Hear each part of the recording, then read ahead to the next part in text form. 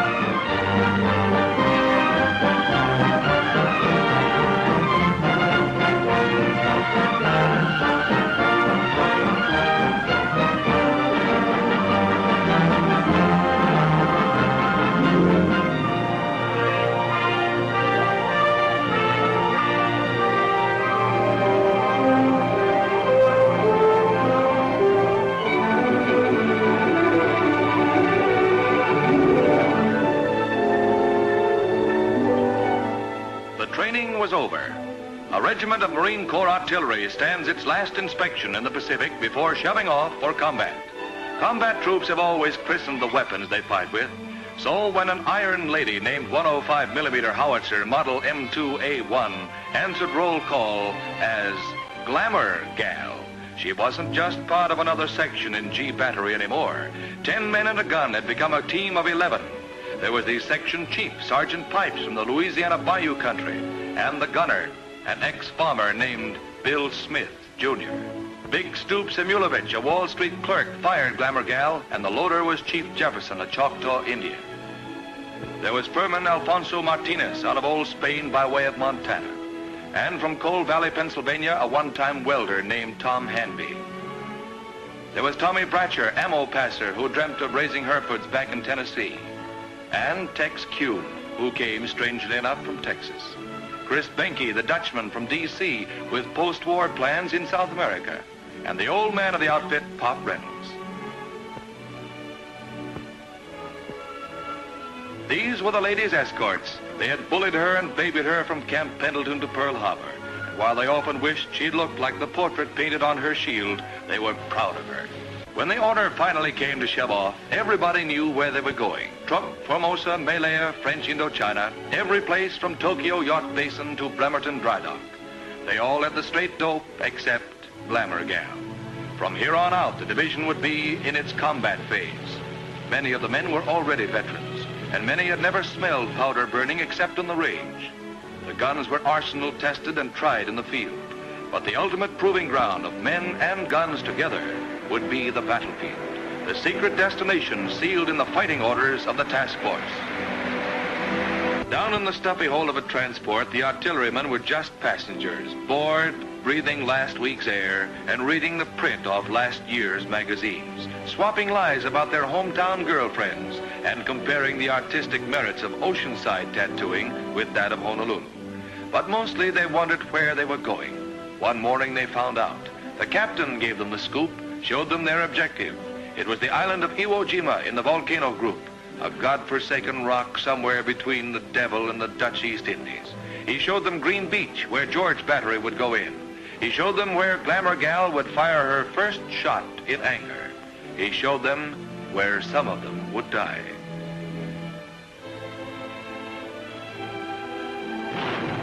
D-Day. Iwo had already gotten the roughest preparatory rub-down of any spot in the Pacific, but it still crawled with Japs, and it looked like the first wave was going to have to fight with its feet wet. With their guns still below decks, the cannoneers of G Battery waited for the word from shore, the message that would tell them that the infantry was beached and wanted artillery support. Following the debarkation plan, Sergeant Pipes and half the crew went in with Glamour Gal in an amphibious truck, while the rest of the section clambered down the scramble nets into landing craft. It was just like maneuvers, except for that funny feeling around their breakfast.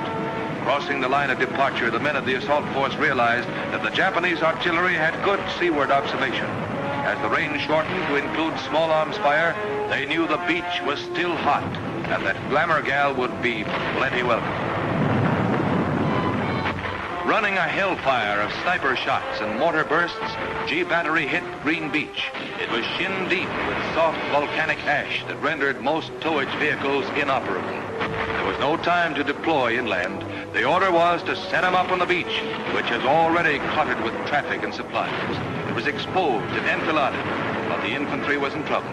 And as quick as they came ashore, the guns were met by their crews, moved a few feet, and registered on their first combat target, menacing Mount Suribachi, the main observation post of the Japanese defense system.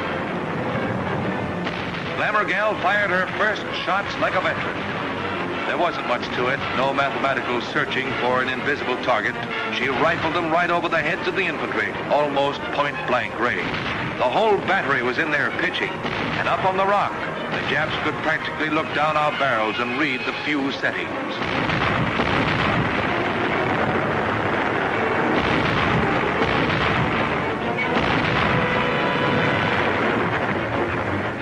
By evening, the casualties had started coming back. Glamour Gal hadn't lost any of her crew, but some sections were going to start short-handed the next day. The The morning of D+1 found Glamour Gal and G Battery still sighted in on the sullen flanks of Suribachi. The beach was still cluttered. The guns were crammed into a 20-yard front. The range had dropped to 800 yards, matching trajectory with the M1s of the infantry. And somewhere inside that 800 yards, the infantry was starting the assault that would put the flag on Suribachi. But it took teamwork to put it there.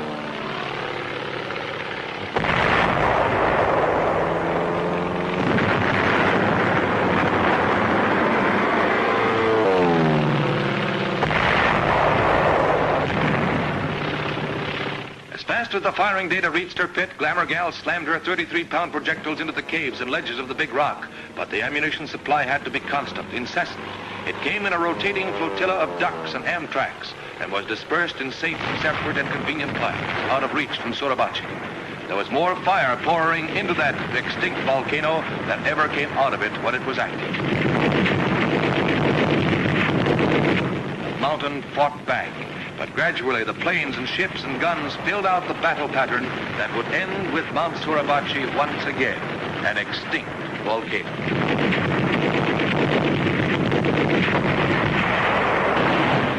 Close by Glamour Gal's gun pit was the surf-washed wreckage of hundreds of our landing craft, many of them gunned to pieces, bringing shells to the artillery. When they were hit, the debris wounded our gunners. The litter of derelicts made subsequent landings dangerous, but we owned the beach, an unshakable foothold on Iwo Jima. With the southern spit of Iwo in our hands, we still had to blast the Japs from the remaining 3/4 of the island. The action was moving northward toward the Jap-held airfields, and there was no rest for G Battery.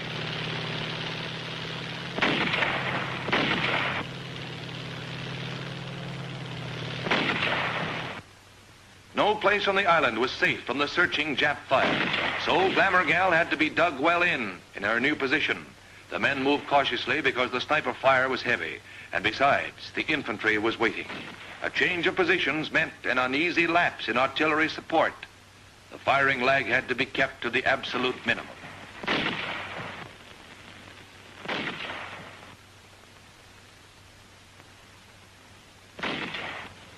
The enemy was expert at infiltration, and local security was important.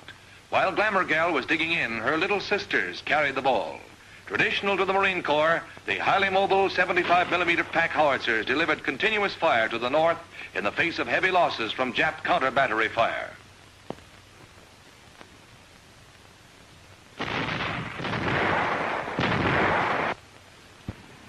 Any level ground that the Japs weren't using served as an airstrip for our grasshoppers. Aerial observation aided the ground batteries by identifying targets, spotting bursts, and radioing corrections back to the guns.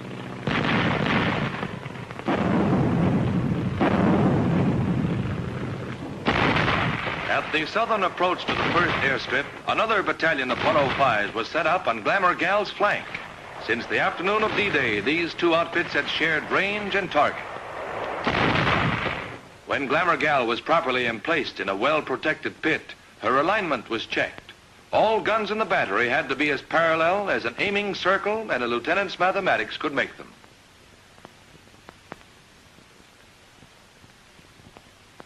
Forward observers landed with and deployed ahead of the infantry, spotted a large concentration of Japanese.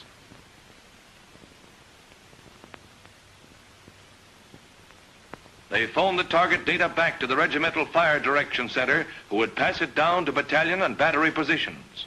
From the front to the gun pits, the Japanese troops and installations traveled down the chain of artillery command, acquired a jumble of grids and decimal points, and emerged at G Battery as a fire mission.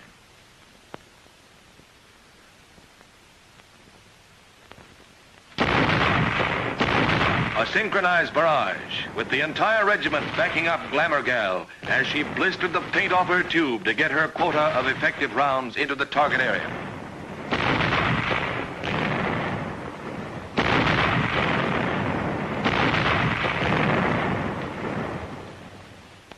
The forward observers kept each section supplied with fire data. On this mission, the gun crews couldn't observe the effect of their own fire, but they knew that within 25 yards of every one of their bursts, no Jap could live.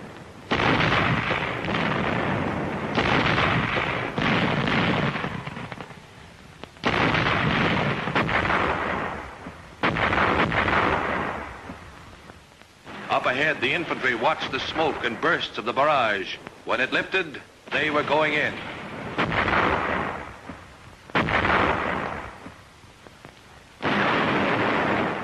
The area neutralized, our riflemen moved in, but the Japs had managed to pull a few of their cliffside guns back out of our barrage. Enemy mortars and artillery were still zeroed in on the path of our advance. Rocket and tank teams delivered direct artillery and flame against the fortified ridges and into the firing ports and embrasures of the Japanese caves.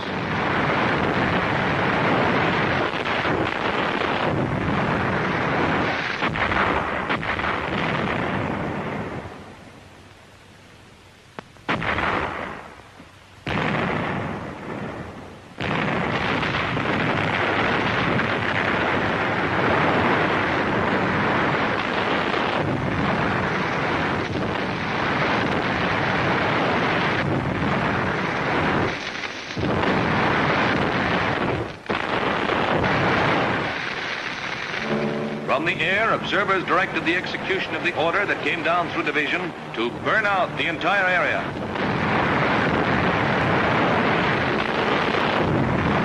A lull in the fire requests meant no rest for the gun sections. Glamour Gal had to be cleaned and ready for the next mission the infantry might call for.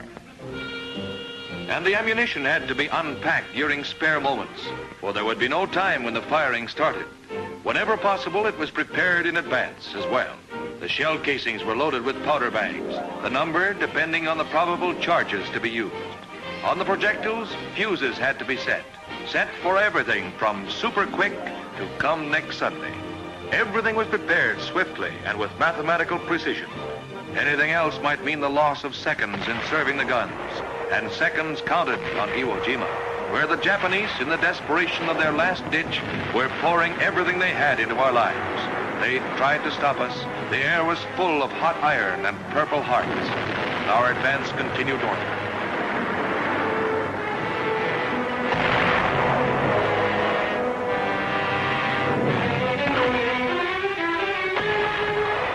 A few days after Glamour Gal had hit the beach, the Corps artillery had landed its 155mm howitzers. Not as fast or as mobile as the 105s, they had greater range and destructive power, and they were just the answer to the long-range Jap coastal guns.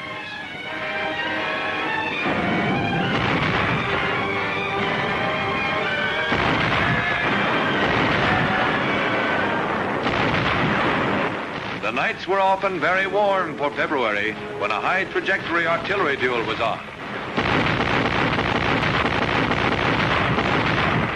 It was give and take until the Japs sent a lucky shot into the division ammo dump.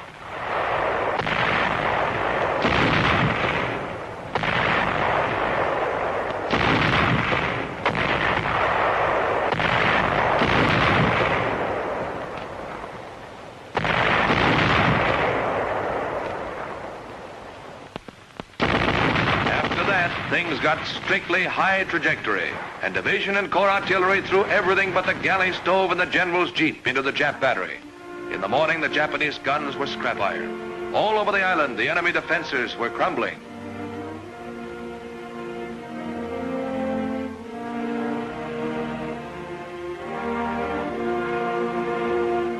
For the first time in almost a month, the artillery could stop to pick up its brass. The campaign was over.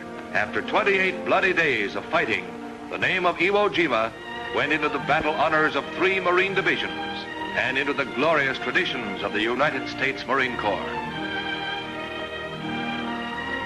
Glamour Gal was now a veteran. It had taken a paintbrush to name her and 28 days of blood and fire to baptize her. Now she and the boys were getting ready to shove off again, getting ready for the next operation. This time, too, everybody knew where they were going. Korea, Formosa, Malaya, French Indochina.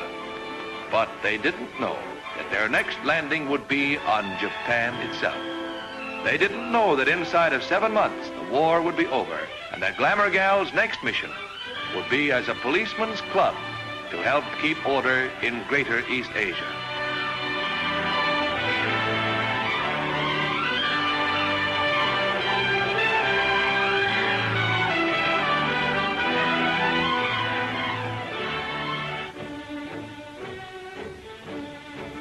Some of them would never know. Pop Reynolds, the old man, was still back there, back on Ewo, and so was the captain. They will be there forever.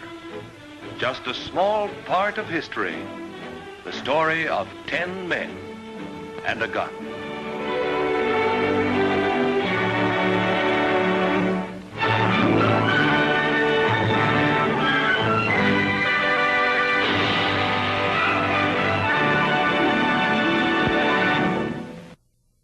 Sábados de superacción con la acción de Estos Son Los 80. Comenzamos a las 2 de la tarde con un sensational film. El alarido de la carne. Un esqueleto humanoide es encontrado en una isla y llevado a Londres para ser investigado, desatando el horror. Seguimos con Lloyd Bridges and Angie Dickinson en Hombres de Otros Mundos. Los extranjeros procedentes de 2 planetas en guerra llegan a la Tierra. Luego un sensacional estreno en Estos Son Los 80, El Halcón del Caribe, la violencia y la ley de piratas de ultramar.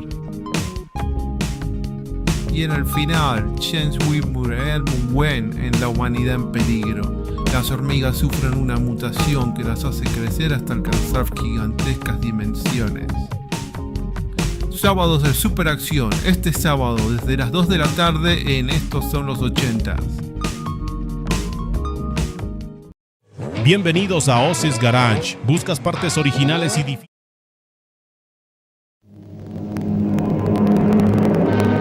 Bienvenidos a Oz's Garage. ¿Buscas partes originales y difíciles de encontrar para tu clásico de ensueño? En Oz's Garage tenemos lo que necesitas. Piezas exclusivas para Mercedes-Benz, Alfa Romeo, Ferrari, Maserati, BMW y mucho más. Desde motores hasta accesorios raros enviamos a todo el mundo, sin importar dónde te encuentres. Además, aceptamos múltiples formas de pago, incluidas criptomonedas, tarjetas de crédito y más. Visítanos en nuestra página y encuentra ese repuesto único que tu vehículo clásico necesita.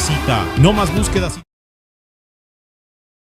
Bienvenidos a Oz's Garage. ¿Buscas partes originales y difíciles de encontrar para tu clásico de ensueño? En Oz's Garage tenemos lo que necesitas. Piezas exclusivas para Mercedes-Benz, Alfa Romeo, Ferrari, Maserati, BMW y mucho más. Desde motores hasta accesorios raros enviamos a todo el mundo, sin importar dónde te encuentres. Además, aceptamos múltiples formas de pago, incluidas criptomonedas, tarjetas de crédito y más. Visítanos en nuestra página y encuentra ese repuesto único que tu vehículo clásico necesita. No más búsquedas interminables, lo tenemos aquí en Oz's Garage. Oz's Garage, el corazón de las piezas clásicas. Desde Tarot Records, llega una trilogía sonora que trasciende el tiempo y el espacio. Blue Embrace, Live at the Sunset Strip Music Festival, 2011. Rock en vivo, crudo y sin filtros. Una experiencia única capturada en el corazón de Sunset Strip en Hollywood. Blue Embrace, Phoenix, segunda edición. El renacimiento del rock espiritual. Furia, fuego y mística sonora. Oz Chiri Chiri. Una conexión divina. Improvisación pura que fusiona jazz clásico y emociones del alma. Disponibles en formato digital, CD y cassette, muy pronto. Vinilo de colección. Escúchalos en todas las plataformas. Ordénalos en Amazon y Walmart, envíos a todo el mundo. Tarot Records. El sonido que no viene de acá. Si tu infancia huele a cartucho de Family y resuenan los golpes del ring, un nombre seguro que se quedó grabado en tu memoria. Hulk Hogan. Antes de ser un meme, antes de esas épicas batallas con la Roca Johnson, Hulk estaba destrozando joystick en la saga WWF WrestleMania. ¿Lo recuerdas? Pantalla negra, stripe torpes, una música de 8 bits contagiosa y un gigante rubio descargando su ira con el Atomic Let Drop, como si fuera una fatality. Pero Hogan no era uno más, era el jefe, el ídolo absoluto, el personaje que todos querían usar. Y mientras desgastábamos los botones, Hogan dominaba la televisión, vendía millones de muñecos, conquistaba el cine y aparecía en más cameos que el propio Stan Lee. De 8 bits a ícono global, Hogan fue mucho más que un luchador, fue un fenómeno pop de los 80 que se convirtió en leyenda, aunque con algunas sombras. Así que los escucho, Gamer Retro. ¿También elegían al jefe o tenían algún otro luchador favorito? Los leo en comentarios.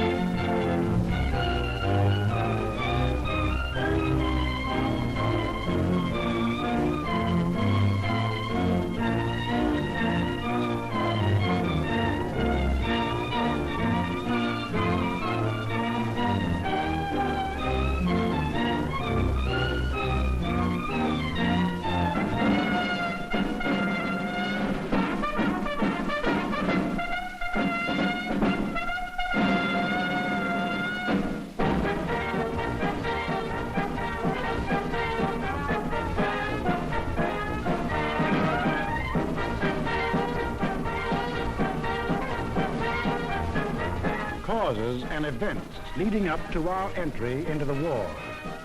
Well, what are the causes? Why are we Americans on the march?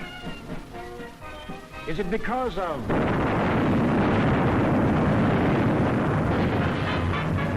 Pearl Harbor? Is that why we are fighting? Or is it because of Britain?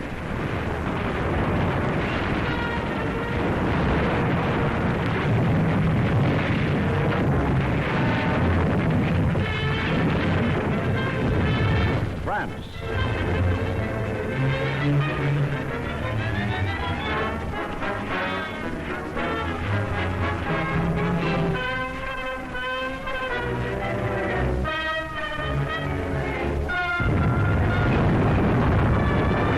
China.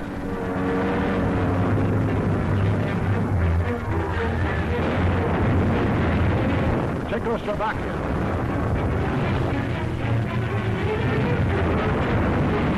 Norway.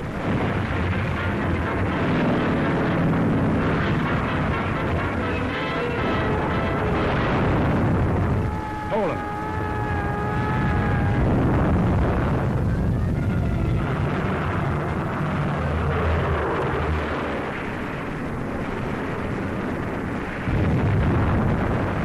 Holland.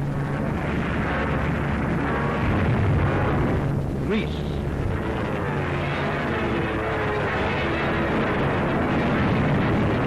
Belgium, Albania, Yugoslavia, or Russia.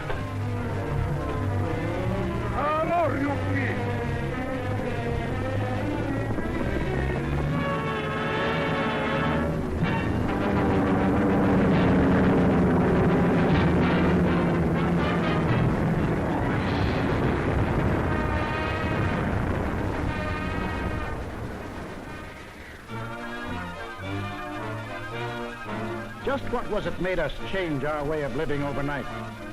What turned our resources, our machines, our whole nation into one vast arsenal, producing more and more weapons of war instead of the old materials of peace?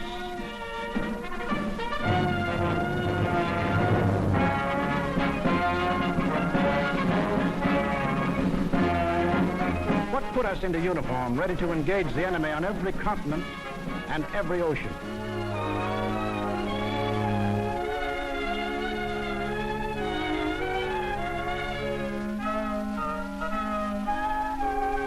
What are these two worlds of which Mr. Wallace spoke? The free and the slave. Let's take the free world first, our world. How did it become free? Only through a long and unceasing struggle inspired by men of vision. Moses, Muhammad, Confucius,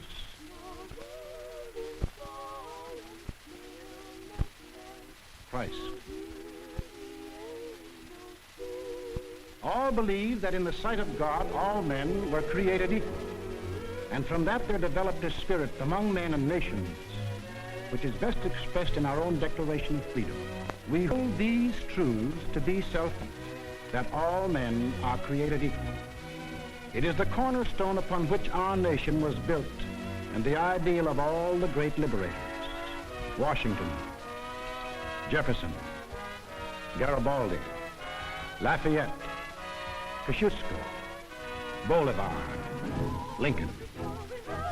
Lighthouses lighting up a dark and foggy world. That government of the people, by the people, for the people, shall not perish from the earth. Fighting, living, dying. For what? For freedom. That for which men have fought since time began. To be free.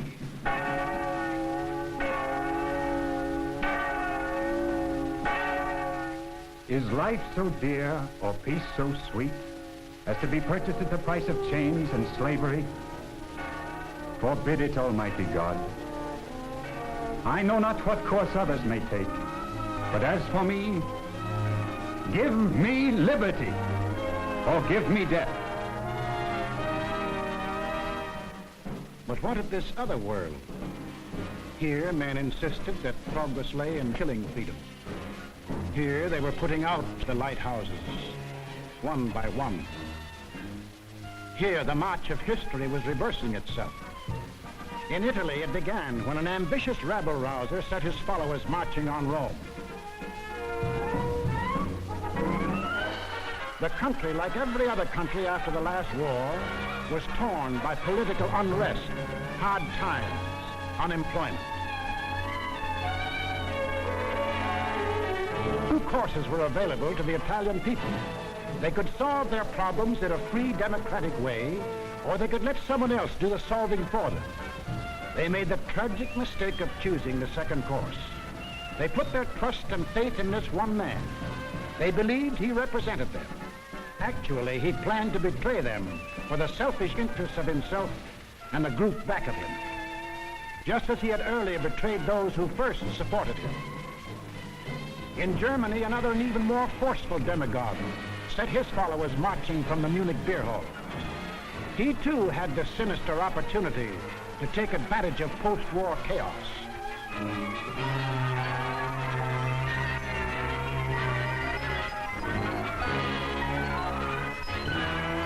But he also had certain distinctive German characteristics to play on. To start with, the Germans have an inborn national love of regimentation and harsh discipline. He could give them that.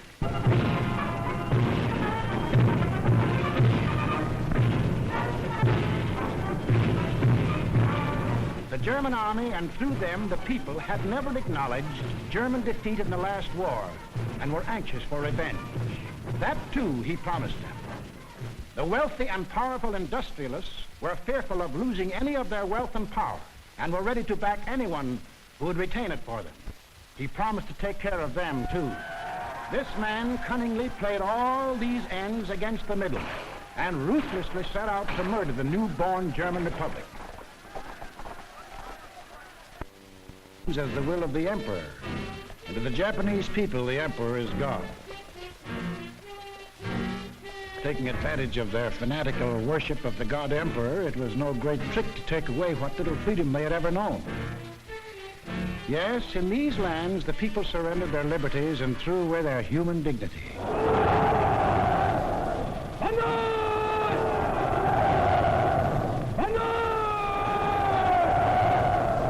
They gave up their rights as individual human beings. They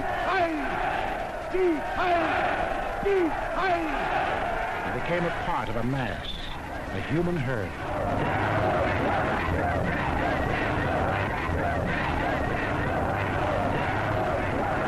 Although these countries were far apart and different in custom and in language, the same poison made them much alike.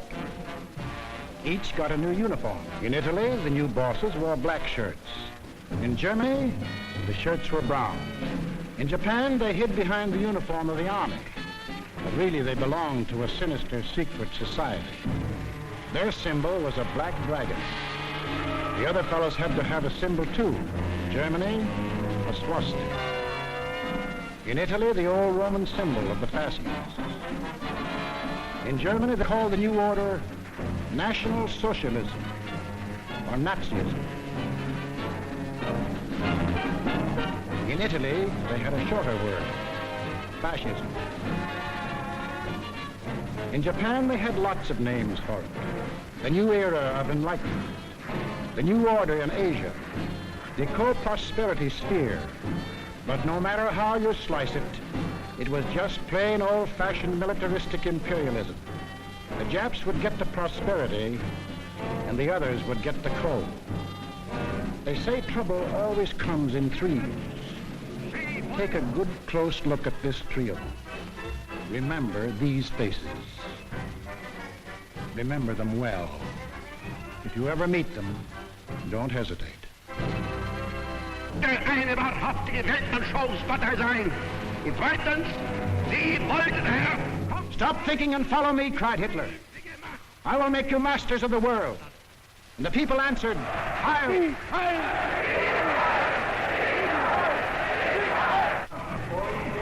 Stop thinking and believe in me, bellowed Mussolini, and I will restore the glory that was Rome. And the people answered, Duce, Duce. Stop thinking and follow your God Emperor, cried the Japanese warlords, and Japan will rule the world. And the people answered, Banzai, Banzai. Each system was alike in that the constitutional law-making bodies gave up their power. The Reichstag in Berlin, the House of Deputies in Rome, the Diet in Tokyo. And these elected representatives became collections of stooges, rubber stamp organizations. Applauding on cue the words of the leaders. Each system did away with free speech and free assembly. Each system did away with a free press and substituted a press controlled by the party. Through their ministries of propaganda, each took complete control of the theater, the movies, the radio. Every cultural activity and every channel of information was controlled by the most important members of the party.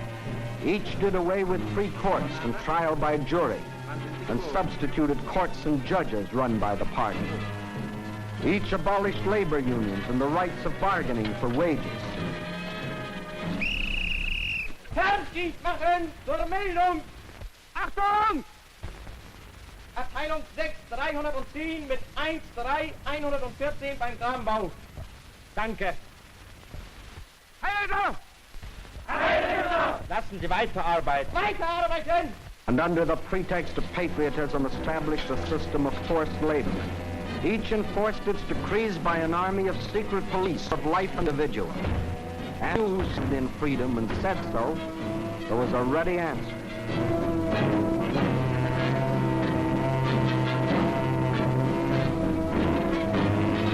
Con una mazza si può imporre silenzio ai più grandi intelletti del mondo.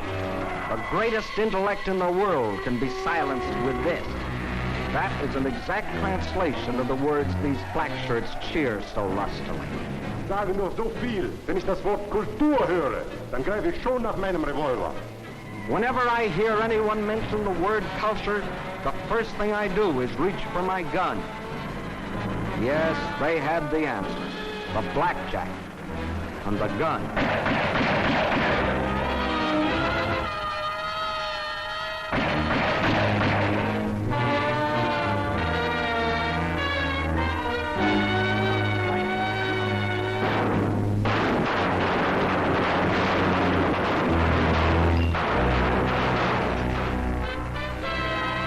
In Italy, they did it different.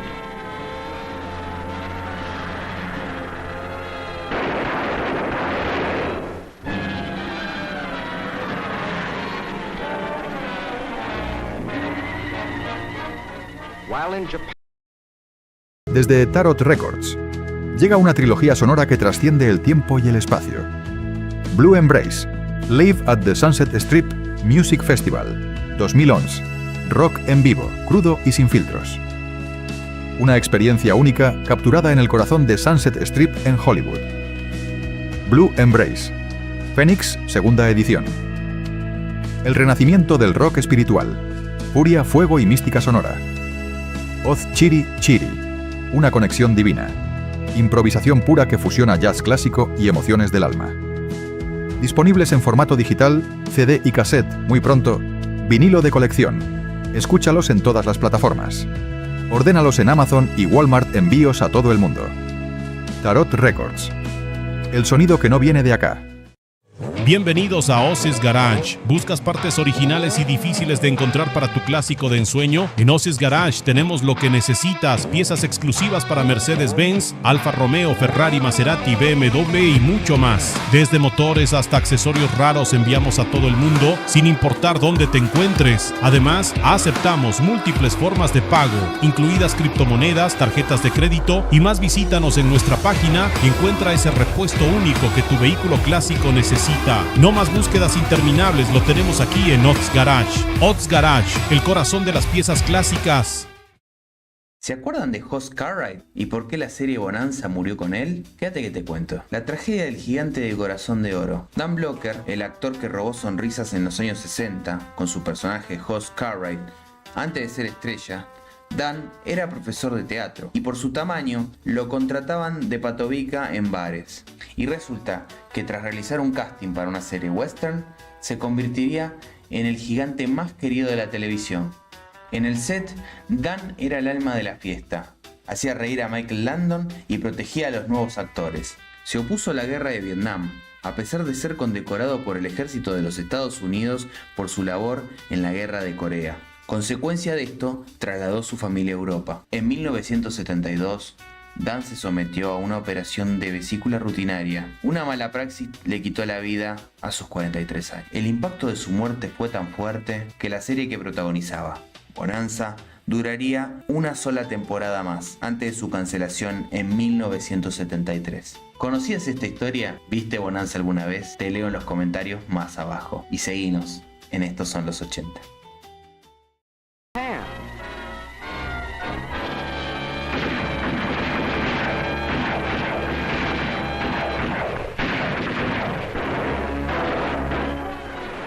Their names can be added those of hundreds and thousands of others who stood in the way of the new order. Finally, there is only one obstacle left.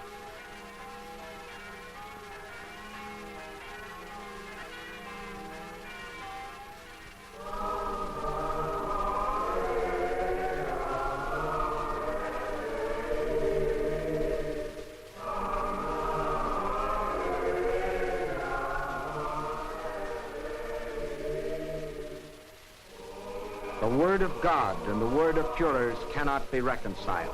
Then God must go.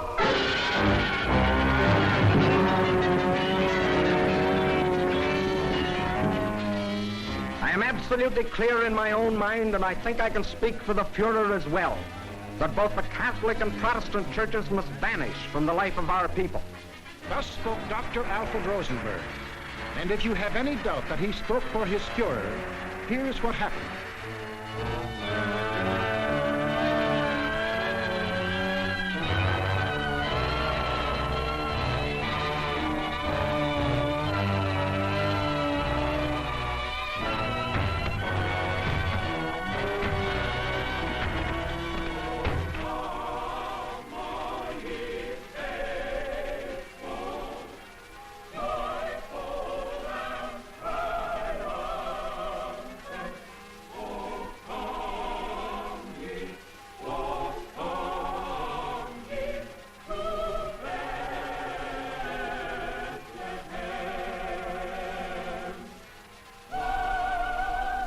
Thousands of other men of God, Protestant, Catholic, Jewish, were persecuted, arrested, confined in concentration camps.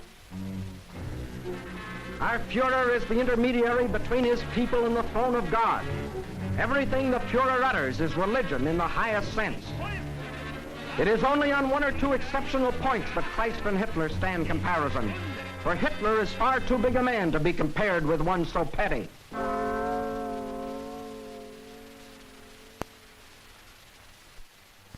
German classrooms. Adolf Hitler ist unser Retter, unser Held, der edelste Führer auf der ganzen Welt. Für Hitler leben wir und wir sterben gerne wir. Für den Führer bis zum Tod, denn er ist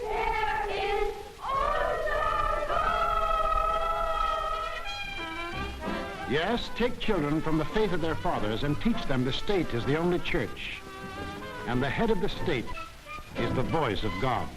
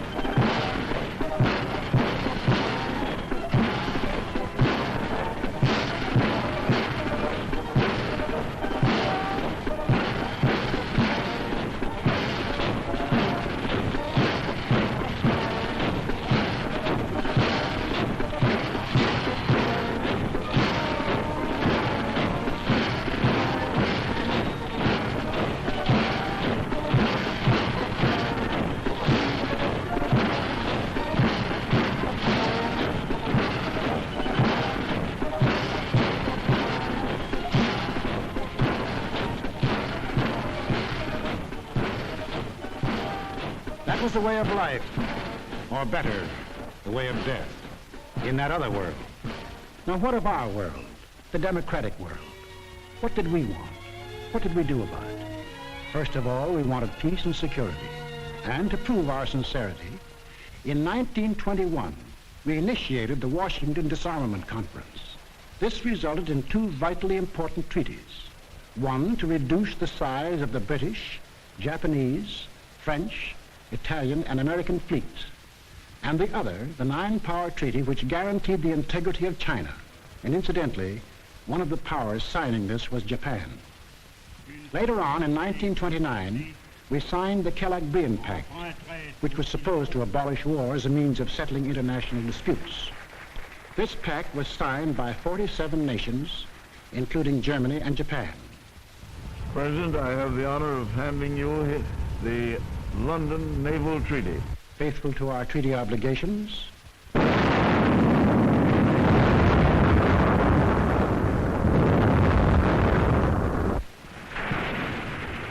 we scrapped more than 60% of our naval tonnage, and our army was reduced to a standing force of 136,000 men, smaller than that maintained by the little state of Romania.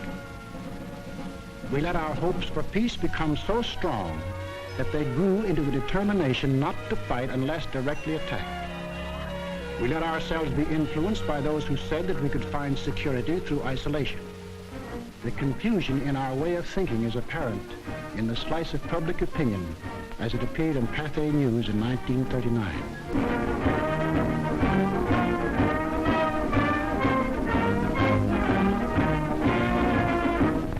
Another war, and not for me. This time America should keep out, and I know I will. If war breaks out in Europe, I think that this country should heed the advice of its first president and avoid all foreign entanglements. I haven't the slightest idea of European affairs. In the event of war in Europe, I think we should stay out of it entirely.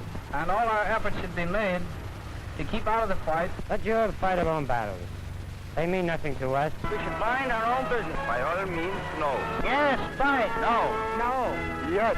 If my country calls, yes. No. We simply did not want to understand that our individual and national problems were, and always will be, dependent upon the problems of the whole world. And we had individual and national problems to worry about, plenty of them, just as Germany, Italy, and Japan had. But we faced them in a democratic way. We passed laws to give working men a chance to improve their lot. We established an insurance program for those without jobs. We began to give old folks protection against want and hunger. We organized the CCC to provide our young men with healthy and useful employment.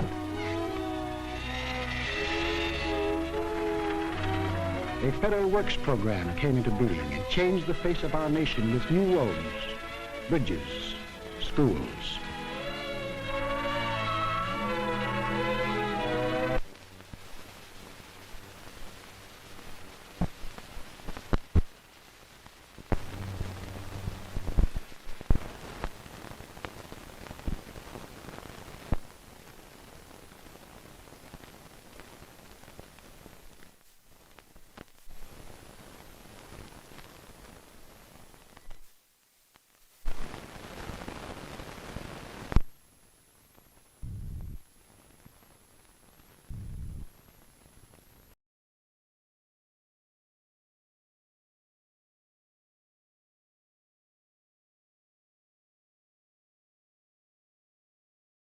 Una maldición ancestral, un sabueso del infierno y el mejor detective del mundo. En Estos Son Los 80 desenterraremos el sabueso de Baskerville, esa joya gótica de la Hammer de 1959.